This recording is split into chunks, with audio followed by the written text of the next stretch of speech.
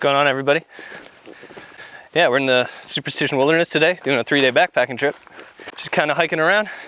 We're on Dutchman Trail 104 right now. We're coming off about 4 solid days of hard rain here in November, and looks like there's going to be water all over this wilderness. So that means that I can camp basically wherever I want to. Probably where I'm going today is East Boulder Canyon. So it's already like 2:15 p.m. here, and it gets dark at about 5:30.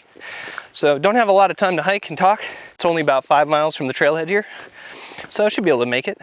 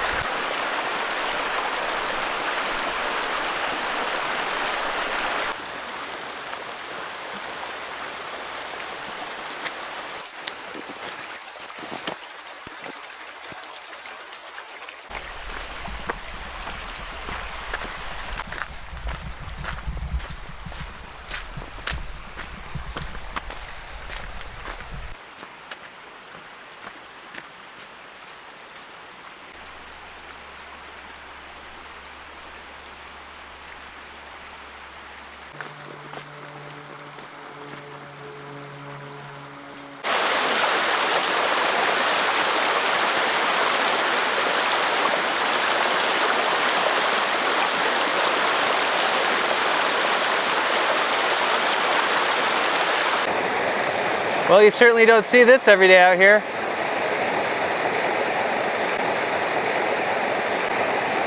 Usually this is dry as a bone.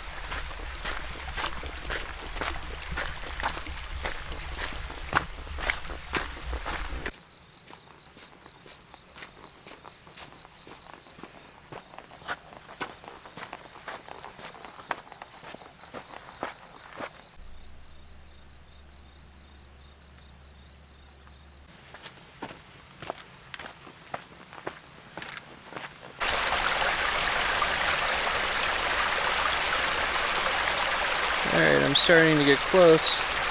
Well, I'd say I got about an hour of hiking to go, and it's going to be dark in an hour. Out in front of me is a pretty awesome view. Got the Goldfield Mountains ahead. And running in between those two mountain ranges is the AZ-88 highway, also known as the Apache Trail.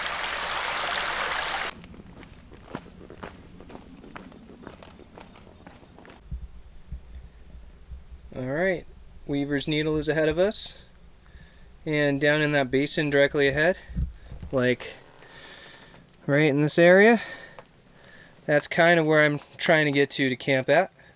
We'll see if I get there on time.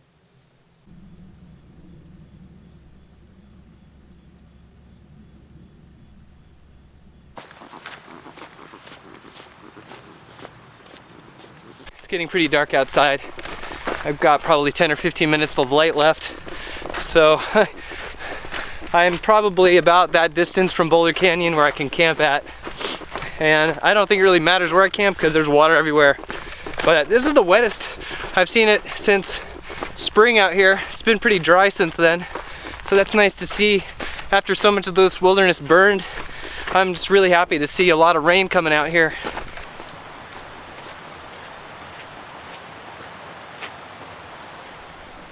Okay, so this is really strange.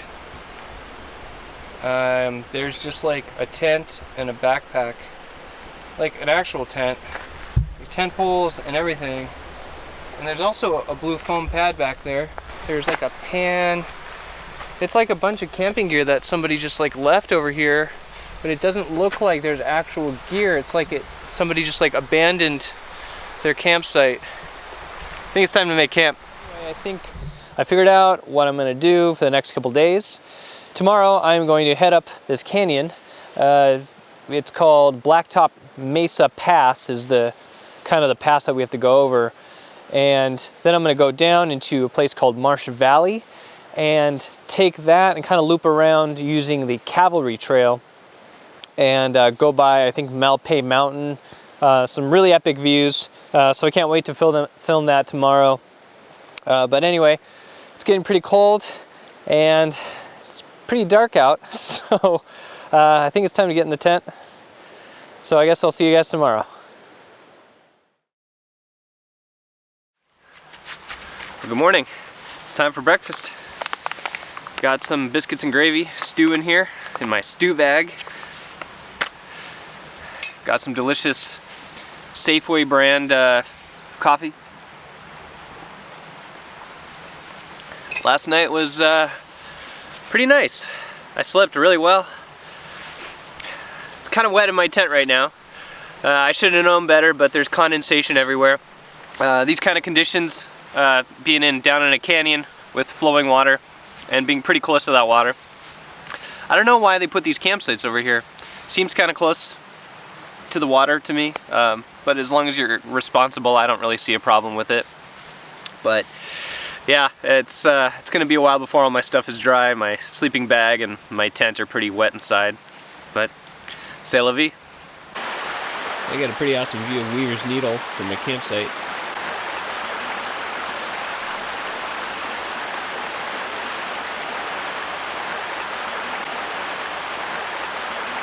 Alright, here's a look around my campsite. So I'm kind of tucked off in to one of the sides of this canyon. That's East Boulder Canyon, looking down where I came from yesterday.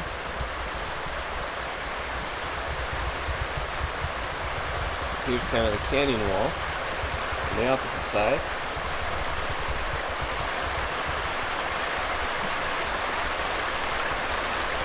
And right down below me, there is a lot of flowing water. So most of the year this creek in East Boulder Canyon is completely dry. It'll have pools sometimes, but it very rarely is flowing. So it's a nice treat.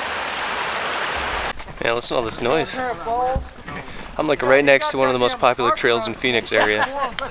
That's why it's so warm. Hear this? A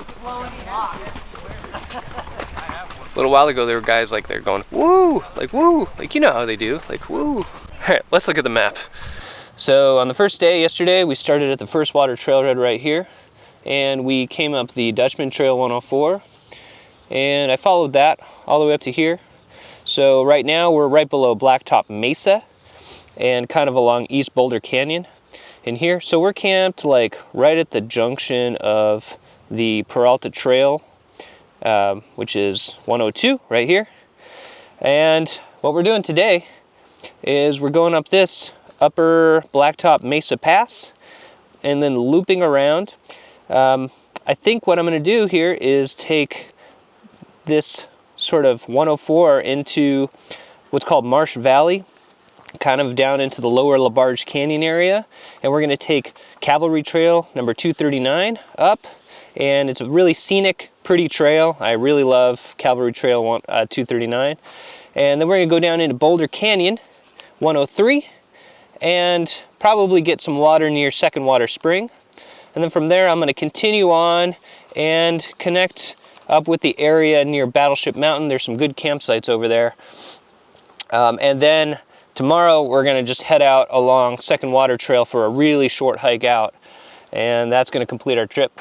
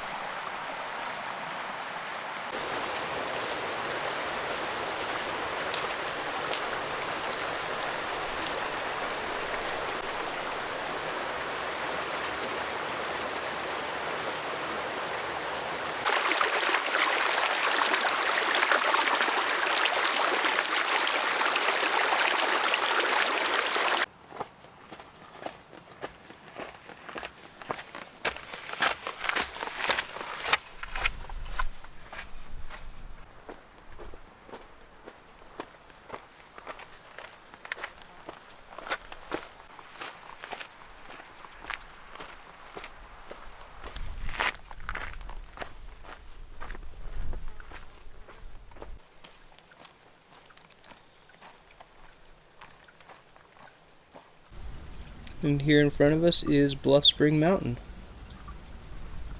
It's a big mountain that you can kind of loop around, taking some of the other trails out here. And I believe this is the south side of it. And kind of off that way is where we're going.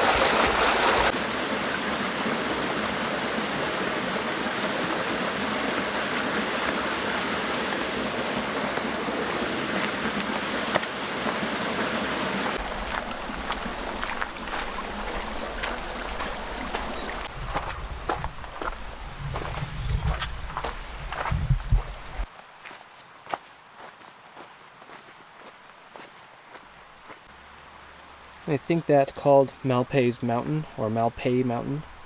Not sure how you pronounce it.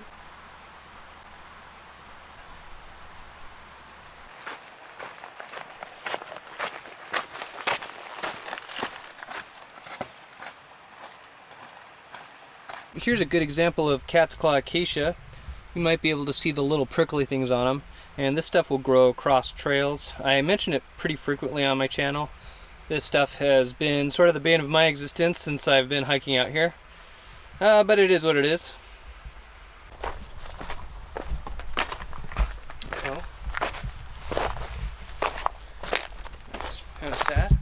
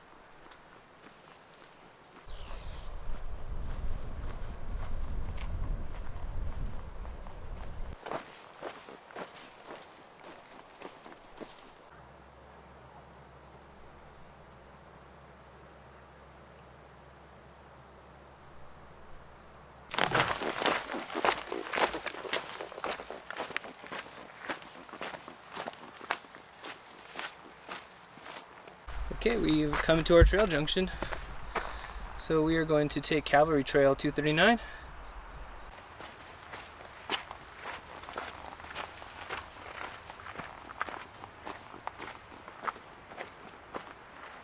All right, I'm approaching Lower LaBarge Creek, and I believe I'm going to have to cross that creek a few times.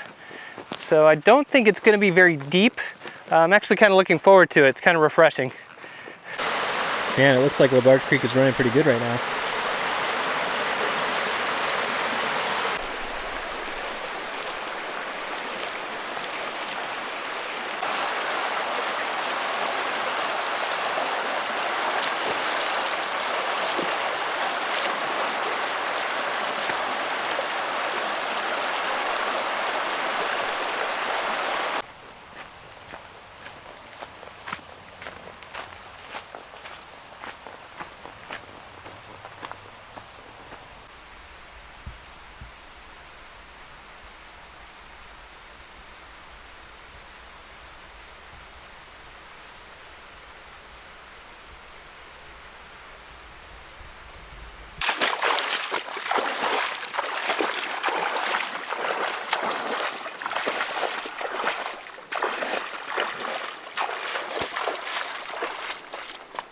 Well, this water sure is a nice surprise.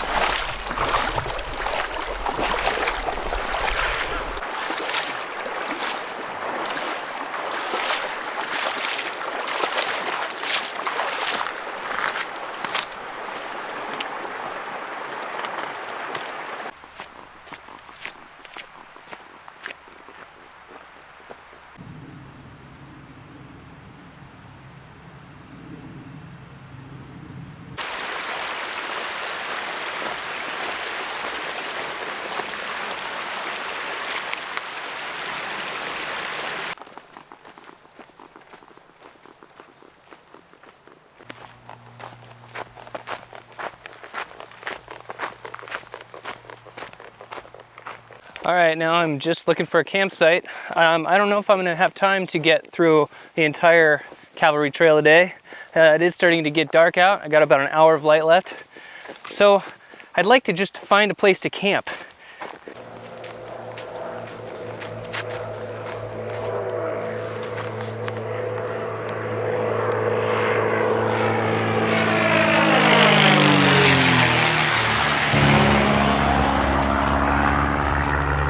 Holy crap. Like an old prop plane just flew like right over me, like buzzed right over my head. That was amazing. All right, I found a place to camp for night number 2.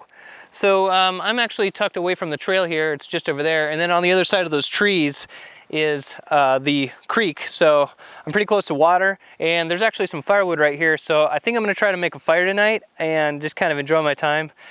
So yeah, time to set up my camp.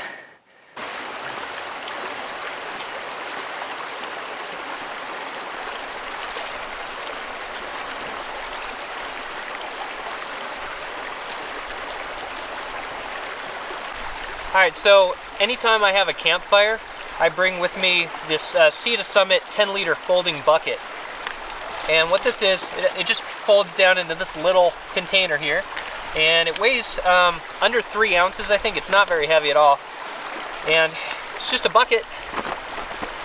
And you basically just scoop up water with it. Holds 10 liters, which is over 2 gallons. Should be enough to douse just about any campfire. So what I do is I scoop up the water from my water source, and then I basically sit it next to my fire ring so that anytime I have a campfire, I have this ready to go so that I can extinguish my fire at a moment's notice.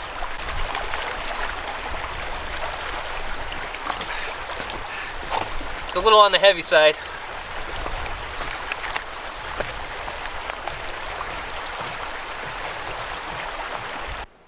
So yeah, this bucket does stand up on its own.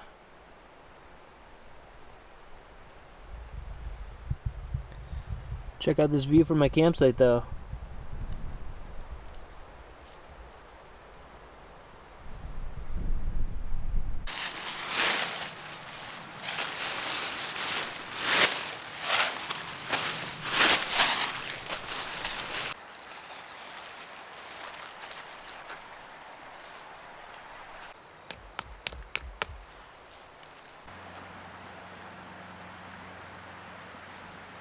Alright, I've set up my camp. I wanted to show you guys something real quick. Kind of a hack, if you will, for non-freestanding style tents. So this ground is really soft. I mean, you could just push your finger into it and it pushes in pretty well. And so these tent poles will just kind of go right into the ground. They'll drive into the ground just like a stake. So what you do is, you see that? That's a little rock. So you find like a kind of a flat rock, and you just put it, you can just kind of dig it into the ground to make it a little more flat and flush with the earth. And then you put your tent pole on it, and your tent pole will stay up.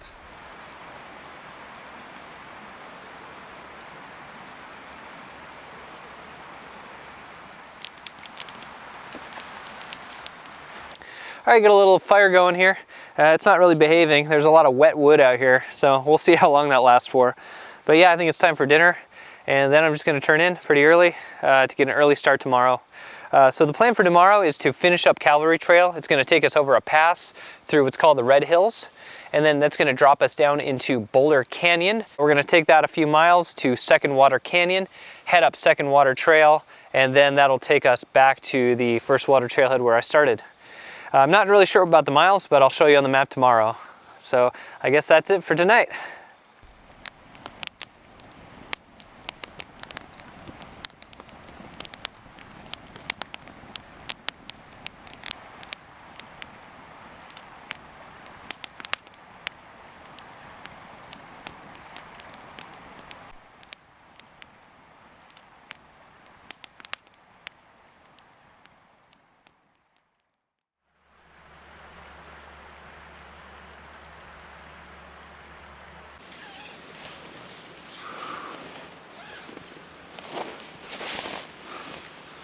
Good morning. It's day 3.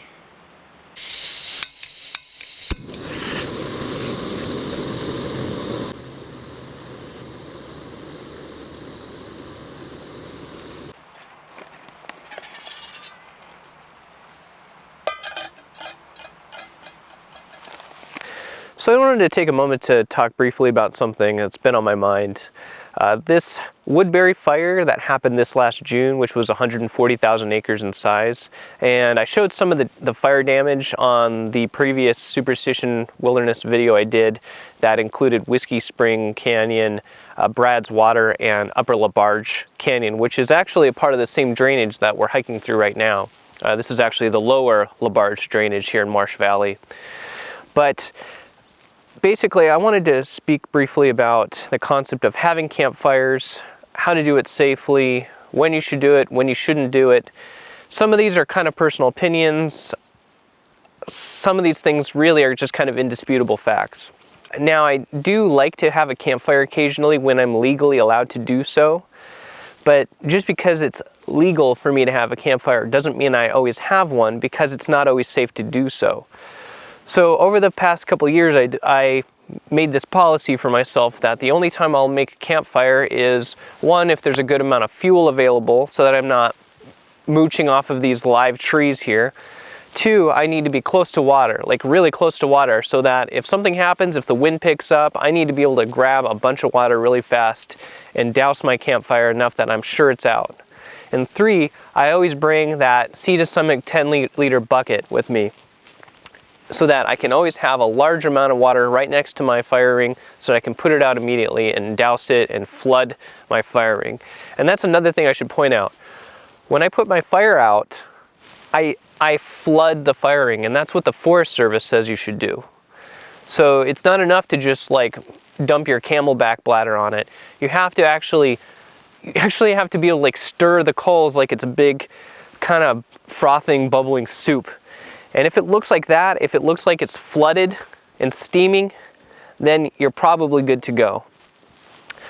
Now, that brings up another thing about people who just kind of want to do whatever they want to do, their favorite thing, regardless of the consequences. There's always going to be people who do that in life, but I guess my aim in talking about this is because it's just a shame that so much of that wilderness burned when it didn't have to.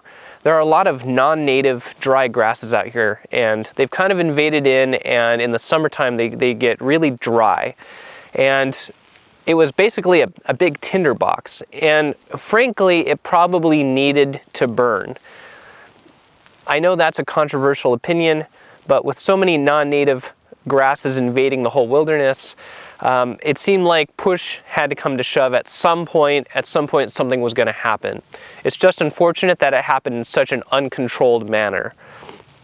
So this woodberry fire, it was called that because it started near the Woodberry Trailhead. And in the near future, probably this springtime when there's water flowing out there, I will do a video from that area. But when this happened in June, I am 100% sure there was no water within many, many miles of that trailhead. So I don't know if it was a backpacker or a car camper or what. I don't know really who, or if the authorities even know who started that fire. But all I know is somebody probably tried to put their campfire out, and they probably just didn't do a very good job of it, obviously. And a lot of people think you can just put a little bit of water on it, it's fine. But that's not really the case. There's hot coals down there, deep down, and a fire can start if the wind picks up without really a lot of work. So it's really important to make sure that you douse your campfire completely and flood it with enough water that it actually looks like it's flooded well after you've put it out. So that's just kind of my take on campfires, because I know they are a little bit of a controversial subject in the kind of the outdoor community. But again, I think if you go with kind of sort of the way I do this, you really can't go wrong. At that point, once your your fire ring is flooded, there's really no chance it's gonna reignite itself. So anyway, let's go to the map now so I can show you where we're hiking today on back to the car. Okay, so on the map here you can see that yesterday I camped kind of in the East Boulder Canyon area, and we went up Blacktop Mesa Pass and down into Marsh Valley where we're currently at, and I believe that we're camped somewhere right in this area here near where the LaBarge drainage kind of crosses for the last time through here, kind of in the lower LaBarge Canyon area. So we're kind of camped in this area, and then the plan for today is to hike on the rest of Cavalry 239. This is going to take us through an area called the Red Hills, through a pass here, and then we're going to take Boulder Canyon and cross Boulder Creek a bunch of times out through 103, and then we're going to turn left onto Second Water Canyon and take 236 back to the First Water Trailhead.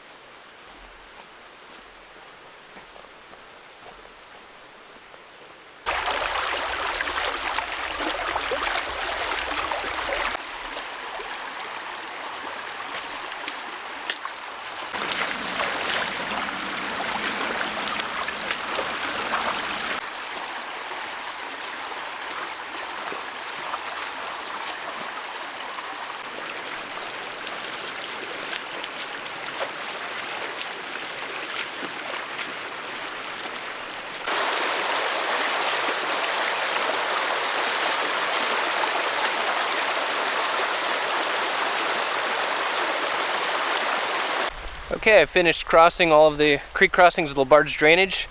Now we have to climb up into the Red Hills, and then shortly after that we're going to drop down into Boulder Canyon and be crossing Boulder Creek a bunch.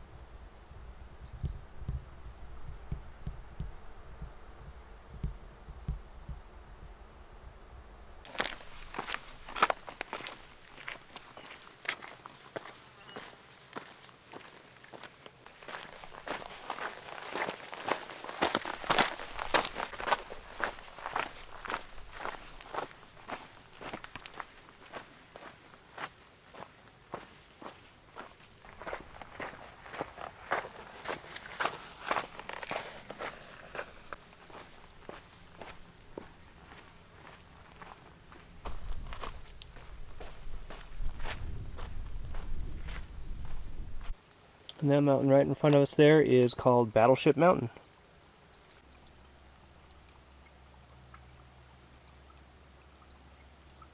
Okay, we are about to descend into Boulder Canyon. Alright, down there is Boulder Creek. We'll be crossing Boulder Creek quite a few times.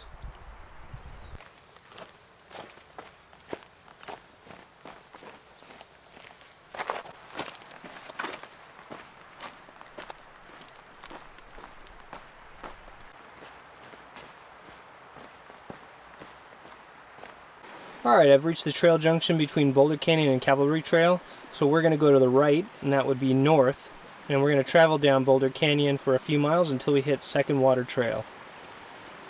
Okay, it sounds like Boulder Creek is running pretty good.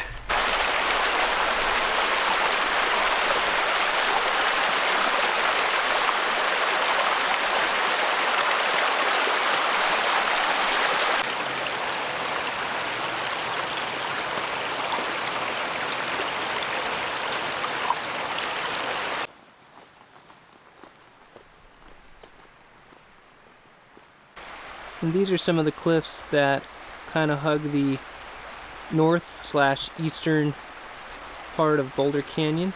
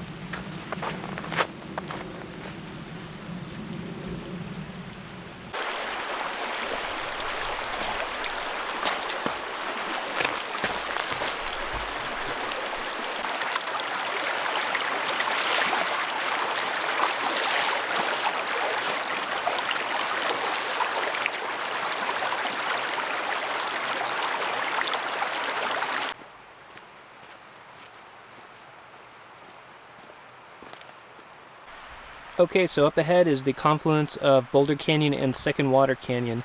And Second Water Canyon is where we're going, which is right off in there. So we're going to kind of make a left in that area.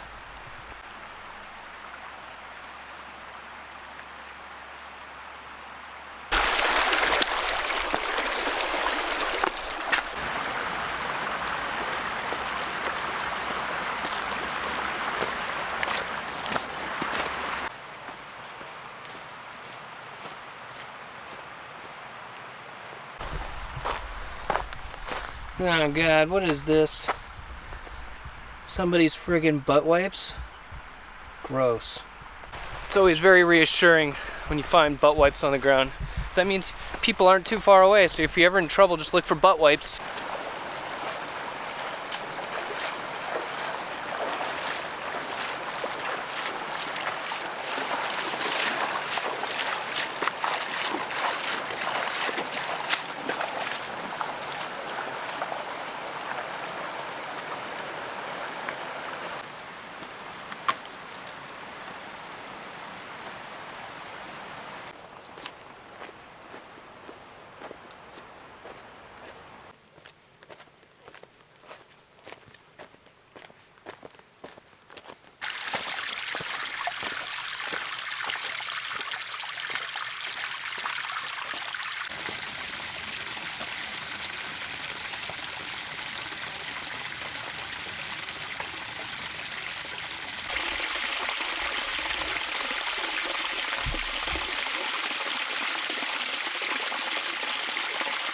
So we're now leaving Second Water Canyon, but if you were to follow that drainage up, you'd eventually get to the actual Second Water Spring, which is pretty good water almost year-round.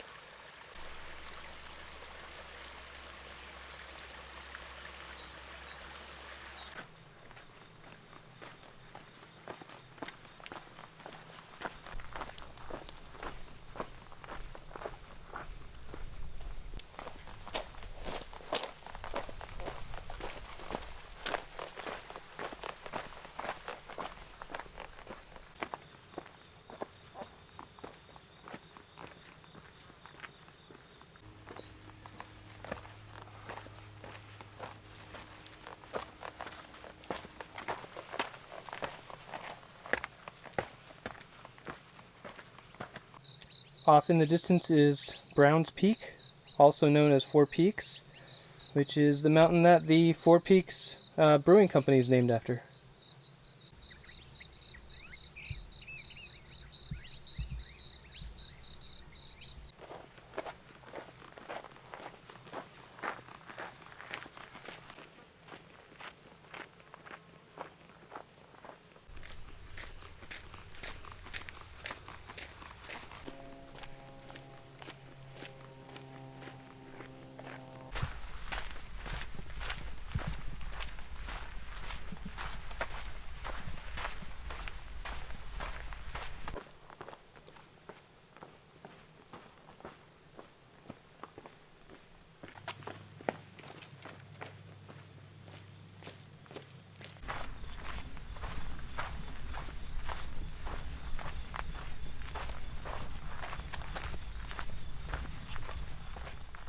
Alright, I'm just about a mile from the trailhead, so I'm going to call it quits here. But before I do, I just wanted to thank you all again for watching.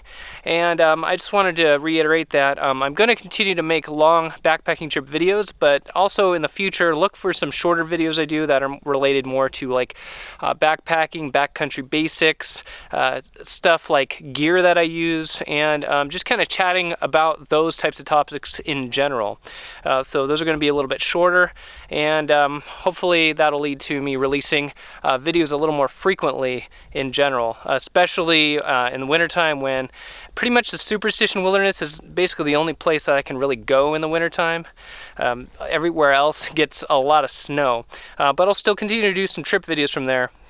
But anyway, thumbs up if you liked, and subscribe for more. We'll see you on the next one.